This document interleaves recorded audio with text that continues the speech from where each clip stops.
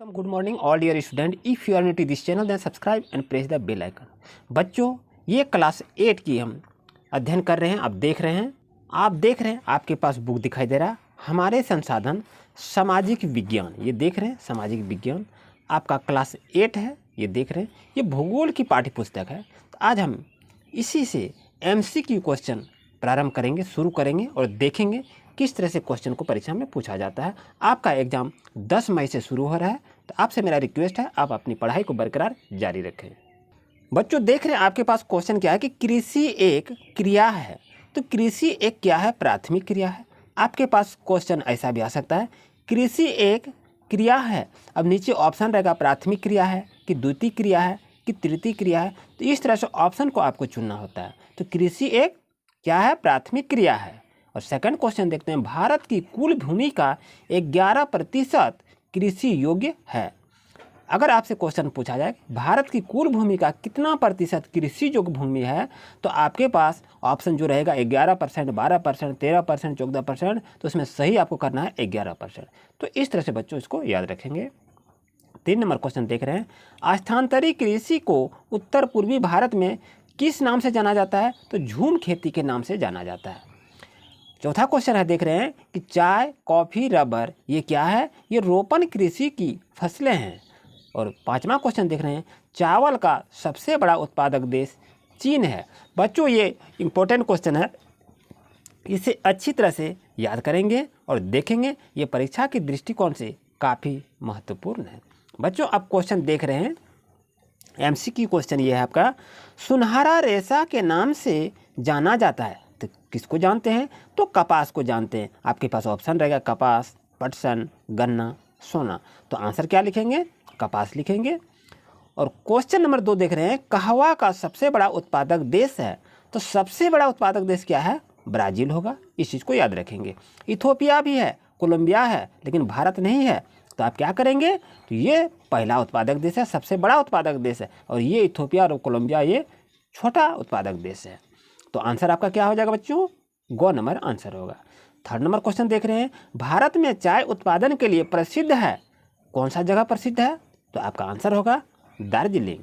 बच्चों 5वां क्वेश्चन को, चौथा क्वेश्चन को देख रहे हैं क्या है कि चावल किस प्रकार की कृषि का प्रमुख फसल है? तो लिखेंगे रोपण कृषि का प्रमुख फसल है। इस तरह से क्वेश्चन आपको परीक्षा में देखने को मिल सकता है। बच्चों क्वेश्चन देख रहे हैं क्या है, उद्योग एक क्रिया है। कौन सी क्रिया है? तो द्वितीय क्रिया है। यहाँ क्या लिखेंगे? उद्योग एक द्वितीय क्रिया है। क्वेश्चन नंबर 2 देख रहे हैं, सूती वस्त्र उद्योग के लिए प्रमुख कच्चा माल क्या होना चाहिए? कपास है, तो यहाँ कपास लिखेंगे। 3rd क्वेश्चन देख रहे हैं, कागज उद्योग कच्चा माल आधारित उद्योग है। और 4था क्वेश्चन देख रहे हैं, टोकरी निर्माण कुटीर उद्योग का उदाहरण है। 5वां क्वेश्चन देख रहे हैं, टाटा लोहा इस्पात उद्योग को कोयला कहाँ से प्राप्त होता है? तो आप देख रहे हैं झरिया, रानीगंज, बोकारो यहाँ से प्राप्त होता है। इसमें से कोई भी एक आपको ऑप्शन देखने को परीक्षा में मिल सकता है। आइए बच्चों उसका क्वेश्चन देख रहे हैं, चीनी उद्योग का कच्चा माल है। गन्ना होगा, चुकंदर होगा, पटसन होगा, या घ नंबर है क एवं ख। क एवं ख का मतलब है या तो क होगा या ख, ये दोनों है। तो चीनी उद्योग में गन्ना और चुकंदर का प्रयोग किया जाता है, इसलिए ऑप्शन आपका घ नंबर सही होगा। उसके बाद बच्चों क्वेश्चन देख रहे हैं, आपके पास 2 नंबर क्वेश्चन आ चुका है, सहकारी क्षेत्र के उद्योग का उदाहरण है। क्या होगा? आनंद मिल्क यूनियन। ये आपका सहकारी क्षेत्र के उद्योग से जुड़ा एक उदाहरण है। बच्चों देख रहे हैं नेक्स्ट क्वेश्चन क्या है कि निम्नलिखित में कौन खनिज आधारित उद्योग है? तो आंसर लिखेंगे लोहा इस्पात। क्वेश्चन नंबर 4 देख रहे हैं, भारत का सिलिकॉन शहर किसे कहा जाता है? ये काफ़ी इंपॉर्टेंट क्वेश्चन है बच्चों, इसे याद रखेंगे। ये परीक्षा में आपका क्वेश्चन आ ही जाएगा, इस चीज़ को याद रखिएगा। भारत का सिलिकॉन शहर किसे कहा जाता है? तो आंसर लिखेंगे बेंगलुरु को कहा जाता है, इसको लिखेंगे। बच्चों क्वेश्चन देख रहे हैं क्या है कि विश्व का दूसरा सर्वाधिक जनसंख्या भारत की है। और 2 नंबर क्वेश्चन को देख रहे हैं, विश्व की लगभग 95% जनसंख्या कहाँ है? उत्तरी गोलार्ध में निवास करती है। क्वेश्चन आप देख रहे हैं बच्चों। 3 नंबर है, जनसंख्या के लिए शीतोष्ण जलवायु अनुकूल है। तो यहाँ क्या भरा जाएगा? शीतोष्ण। और चौथा क्वेश्चन को देख रहे हैं, 2011 की जनगणना के अनुसार झारखंड का लिंग अनुपात कितना है? 947 है। बच्चों ये MCQ क्वेश्चन है, आप इसे अच्छी तरह से याद करेंगे, परीक्षा में ये क्वेश्चन पूछा जा सकता है और ये आपके टेक्स्ट बुक से लिया गया क्वेश्चन है। बच्चों क्वेश्चन देख रहे हैं, नेक्स्ट है, सर्वश्रेष्ठ संसाधन होता है, कौन सा संसाधन होता है सर्वश्रेष्ठ? तो आंसर लिखेंगे मानव। दूसरा क्वेश्चन को देख रहे हैं, निम्नलिखित में विरल जनसंख्या का क्षेत्र है, कौन सा है? तो सहारा मरुस्थल विरल जनसंख्या का क्षेत्र है, यहाँ जनसंख्या काफ़ी कम मात्रा में मिलता है। क्वेश्चन नंबर 3 को देख रहे हैं, झारखंड का जनसंख्या घनत्व कितनी है? तो 414 है, इसे आप याद रखेंगे। नेक्स्ट क्वेश्चन को देख रहे हैं, आपके पास दिखाई दे रहा है कि जनसंख्या परिवर्तन का कारण है उपर्युक्त सभी है, यानी जनसंख्या परिवर्तन यदि जन्म दर हो फिर भी परिवर्तन होगा, मृत्यु दर हो फिर भी प्रयोग होगा, और यदि प्रवास में जाता है, बाहर चला जाता है तो भी परिवर्तन होता है। तो आंसर आपका क्या होगा? उपर्युक्त सभी। बच्चों आप देख रहे हैं क्या दिखाई दे रहा है? कृषि ये प्राथमिक क्रिया का उदाहरण है। अगर आपके पास कहा जाए कि द्वितीयक क्रिया के उदाहरण कौन से हैं, तो कारखाना होता है, इस चीज़ को याद रखिएगा। अगर आपसे पूछा जाए तृतीय क्रिया के उदाहरण कौन से हैं, तो बैंक आपका तृतीय क्रिया का उदाहरण होता है। बच्चों ध्यान रहे कि प्रथम क्रिया कृषि का होता है। बच्चों देख रहे हैं आपके पास है, कृषि आपकी प्राथमिक क्रिया है, कारखाना आपका द्वितीयक क्रिया है और बैंक आपका क्या है? तृतीय क्रिया है। इस चीज़ को आप बच्चों याद रखेंगे, ये परीक्षा में पूछा जा सकता है, एग्जाम में आपसे ये क्वेश्चन पूछा जा सकता है। बच्चों देख रहे हैं आपका क्वेश्चन यहाँ से बन सकता है कि झारखंड का 37.30% भूमि ही कृषि योग्य है, यानी आपसे पूछा जाए कि झारखंड में कितनी प्रतिशत भूमि कृषि योग्य है, तो आंसर क्या होगा? 37.30% पर कृषि योग्य है झारखंड राज्य में, इस चीज़ को याद रखिएगा। उसके बाद देख रहे हैं बच्चों क्या है कि राज्य के कुल भूभाग का 29.61% भाग पर वन है। आप देख रहे बच्चों क्या है कि कृषि योग्य या कृषिगत भूमि कहलाती है, विश्व के कुल भूमि का मात्र 11% भाग ही कृषि योग्य है। यही आपसे क्वेश्चन को पूछा गया था, ये आपको क्वेश्चन पाठ्य पुस्तक के अंदर कहानी से ली गई है। अब ये कहता है कि 75% भूमि कृषि योग्य है, इस चीज़ को याद रखिएगा। बच्चों एक नज़र इस पर भी डाल लेते हैं कि जानने योग्य बातें क्या है कि कृषि प्रकार से संबंधित शब्दावली, कृषि कार्य से संबंधित मेथड को, नियम को क्या कहते हैं? एग्रीकल्चर कहते हैं। अगर आप अंगूर का उत्पादन करते हैं, खेती करते हैं, उसको विटीकल्चर कहते हैं। अगर मछली पालन करते हैं तो ये मछली पालन की खेती को हम क्या कहते हैं? पीसीकल्चर कहते हैं। इस चीज़ को याद रखिएगा, परीक्षा में क्वेश्चन ये पूछ सकता है। रेशम उत्पादन यदि हम करते हैं तो उस खेती को हम क्या कहते हैं? तो सेरीकल्चर कहते हैं। यदि फल का उत्पादन करते हैं तो हार्टिकल्चर कहते हैं, और यदि मधुमक्खी पालन करते हैं तो एपीकल्चर कहते हैं, और यदि फूलों की खेती यदि हम करते हैं तो इस विधि को हम क्या कहते हैं? फ्लोरिकल्चर कहते हैं। बच्चों याद रखिए, इसको याद कैसे रखेंगे अच्छी तरह से देखें। एग्रीकल्चर ये हो गया आपका एग्रीकल्चर, विटीकल्चर, पीसीकल्चर हो गया, सेरीकल्चर हो गया, हार्टिकल्चर हो गया, एपीकल्चर हो गया, फ्लोरिकल्चर हो गया। यानी इसको याद कैसे रखेंगे? एग्री, विटी, पीसी, सेरी, हार्टी, एपी, फ्लोरी, इसको याद रखेंगे तो कल्चर को जोड़ देंगे तो आपके पास देखेंगे जितनी भी खेती की जाती है ये सब का ये मेथड है। इस विधि को हम क्या कहते हैं? कृषि कार्य को हम कहते हैं एग्रीकल्चर कहते हैं। मछली पालन को हम पीसीकल्चर कहते हैं, जबकि मछली पालन भी एक कृषि है, एक खेती ही है। इस खेती का नाम क्या दिया गया? पीसीकल्चर। बच्चों इसे आप याद रखेंगे, ये क्लास 8 से क्वेश्चन आपके पाठ्य पुस्तक से ली गई है। बच्चों आपसे क्वेश्चन यहाँ से भी पूछ सकता है, यानी खेती को हम हर एक जगह पर किस नाम से जानते हैं? जैसे देखिए, स्थानांतरित कृषि विश्व के विभिन्न भागों में विभिन्न नामों से जानी जाती है। तो स्थानांतरित कृषि का मतलब है एक स्थान से दूसरे स्थान पर जाकर पुनः खेती करना ही स्थानांतरित कृषि कही जाती है। तो उत्तरी पूर्वी भारत में स्थानांतरित कृषि को किस नाम से जानते हैं? तो झूम खेती के नाम से जानते हैं। इस चीज़ को याद रखिएगा। यानी स्थानांतरित कृषि को मेक्सिको में किस नाम से जानते हैं? तो मिल्पा के नाम से जानते हैं। इस चीज़ को याद रखिएगा। यानी स्थानांतरित कृषि हर एक जगह पर अलग अलग नाम से पुकारा जाता है। उम्मीद है आपको अच्छी तरह समझ में आ गया होगा। तो क्वेश्चन आपका बच्चों कैसे बनता है जरा देखिए। कहेंगे कि छत्तीसगढ़ में स्थानांतरित कृषि को किस नाम से जाना जाता है? तो दीपा के नाम से जाना जाता है। इस चीज़ को याद रखिएगा। क्वेश्चन नेक्स्ट बनेगा कि मलेशिया में स्थानांतरित कृषि को किस नाम से जाना जाता है? तो लदांग के नाम से जाना जाता है। इस चीज़ को याद रखिएगा।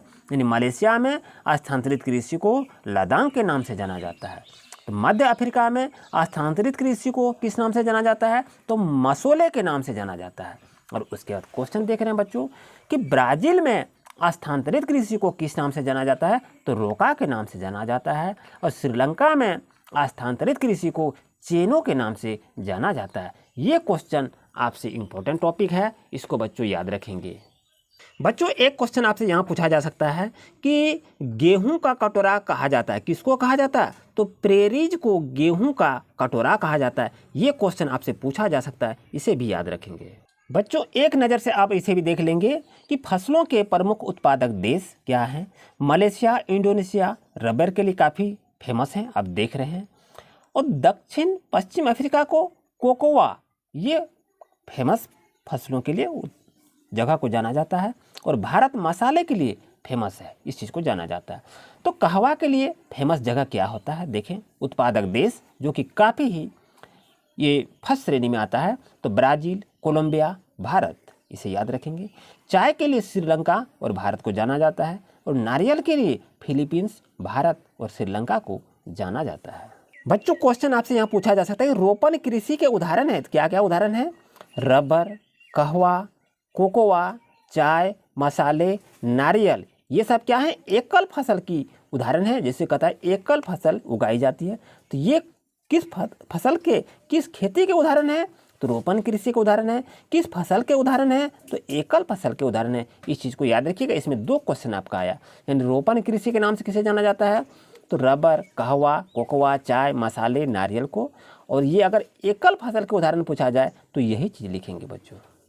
एक नज़र इधर भी देखिए बच्चों, क्या है कि भारत में दार्जिलिंग तथा नीलगिरी चाय उत्पादन के लिए तथा चिकमंगलूर कहवा उत्पादन के लिए प्रसिद्ध है।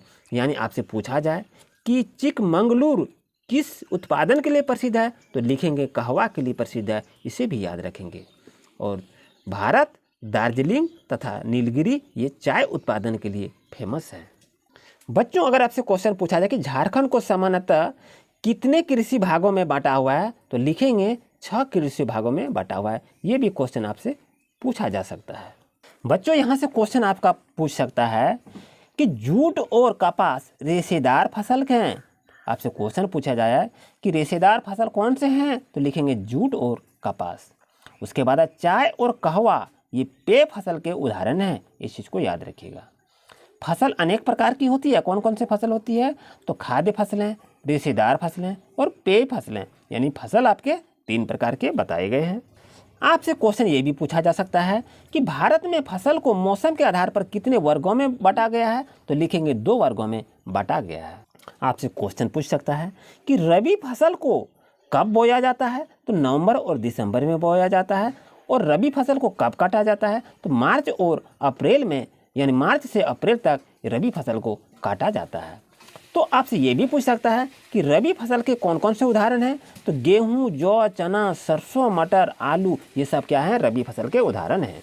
आपसे बच्चों क्वेश्चन ये पूछ देगा कि रबी फसल के कौन से उदाहरण हैं, तो इसमें कोई गेहूं याद रखिए, जौ है, चना है, सरसों है, मटर, आलू, ये सभी रबी फसल के उदाहरण हैं। क्वेश्चन ये पूछ सकता है बच्चों कि चावल उत्पादन के लिए तापमान कितनी ज़रूरत होता है, तो 16 से 27 डिग्री सेंटीग्रेड ये इसकी टेम्परेचर को जाना जाता है। और वर्षा कितनी होनी चाहिए? 100 से 200 सेंटीमीटर तक वर्षा होनी चाहिए। और इसमें मिट्टी क्या होनी चाहिए?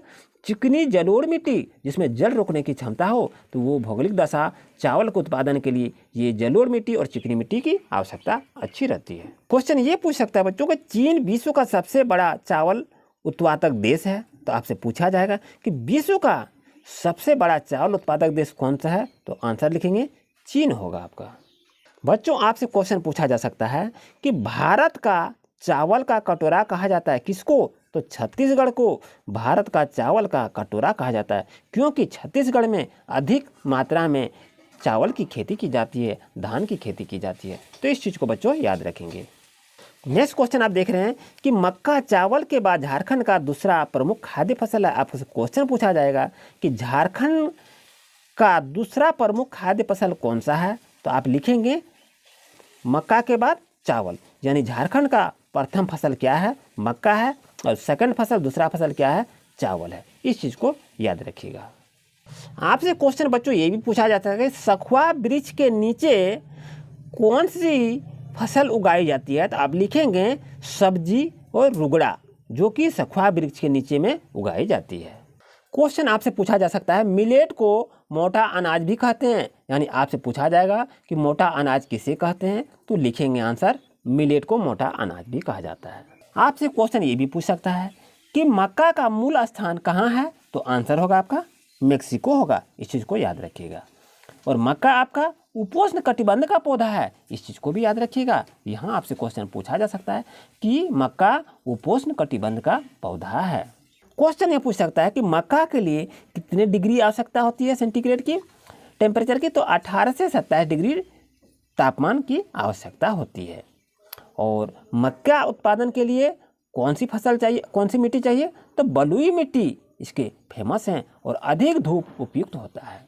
नेक्स्ट क्वेश्चन देख रहे हैं, रेशे वाली फसल में कपास का स्थान सर्वप्रमुख है। इस चीज़ को याद रखिएगा। और क्वेश्चन आपसे पूछा जाता है भारत को कपास का जन्मदाता कहा जाता है। यानी आपसे पूछा जाएगा कपास, भारत को किस फसल का जन्मदाता कहा जाता है? तो कपास का जन्मदाता कहा जाता है। और कपास एक नगदी फसल है, ये भी आपसे क्वेश्चन को पूछ सकता है। और क्वेश्चन एक इंपॉर्टेंट क्वेश्चन है, सफ़ेद सोना किसे कहा जाता है? तो आंसर क्या होगा बच्चों? कपास होगा। याद रखिएगा, सफ़ेद सोना किसे कहा जाता है? तो कपास को सफ़ेद सोना कहा जाता है। ये देख रहे हैं कपास उत्पादन के देश कौन कौन से हैं? तो विश्व में कपास का प्रमुख उत्पादक देश है संयुक्त राज्य अमेरिका, चीन, भारत, पाकिस्तान, ब्राज़ील, मिस्र। नेक्स्ट क्वेश्चन आपसे पूछा जा सकता है कि रेशेदार फसल हैं कौन? पटसन। और इससे क्या बनते हैं? रेशों से बोरे, तंबू, तिरपाल, दरी, रस्सियाँ आदि बनाई जाती है। उसके बाद क्वेश्चन बच्चों आपसे ये भी पूछ सकता है कि पटसन को बंगाल का सुनहरा रेशा भी कहा जाता है। आपसे पूछा जाएगा कि बंगाल का सुनहरा रेशा किसे कहा जाता है? तो पटसन को कहा जाता है। आपसे क्वेश्चन ये भी पूछ सकता है पटसन को बंगाल का क्या कहा जाता है? तो आंसर लिखेंगे सुनहरा रेशा भी कहा जाता है। आपसे क्वेश्चन ये पूछा जा सकता है कि कॉफ़ी कैसी फसल है? तो कॉफ़ी रोपण कृषि की फसल है।